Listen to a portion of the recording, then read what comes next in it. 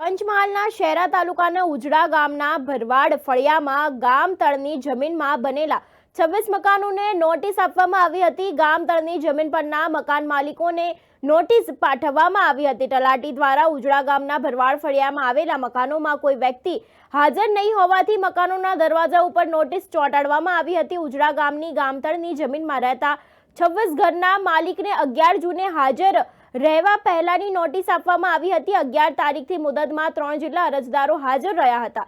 3 અરજદારોએ બીજી મુદત માંગી હતી અને તેઓએ આધાર પુરાવા રજૂ કરવા માટે ટીડીઓ દ્વારા 19 તારીખ બીજી મુદત આપવામાં આવી હતી। તાલુકા પંચાયત કચેરી ખાતે 19 જૂનના રોજ ગામતળની જમીનમાં બાંધેલા મકાનોના જરૂરી આધાર પુરાવા રજૂ નહીં કરે તો મકાન માલિકોના મકાનના તંત્ર દબાણ દૂર કરવાની કાર્યવાહી કરવામાં આવશે। તેમજ ગોકળપુરાના પૂર્વ સરપંચના 16 મેના રોજ ખેતરમાં ભેલાણ બાબતે હત્યા થયા બાદ ઉજડા ગામના ભરવાડ ફળિયામાં રહેતા લોકો ઘર છોડીને જતા રહ્યા હતા। તમામ 26 અરજદારોએ આજે ટીડીઓ સમક્ષ તાલુકા પંચાયત કચેરી ખાતે આધાર પુરાવા રજૂ કર્યા હતા। ટીડીઓએ જણાવ્યું હતું કે આધાર પુરાવા સાથે 26 અરજદારોએ હાજર રહ્યા હતા। તેઓને પુરાવણીની ચોકસાઈ કરીને યોગ્ય કાર્યવાહી કરવામાં આવશે તેવું પણ જણાવ્યું હતું।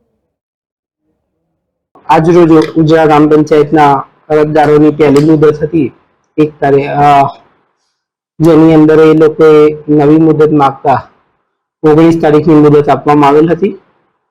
એ મુદતની અંદર આજે તમામ ગામના 26 અરજદારો હાજર રહેલા હતા।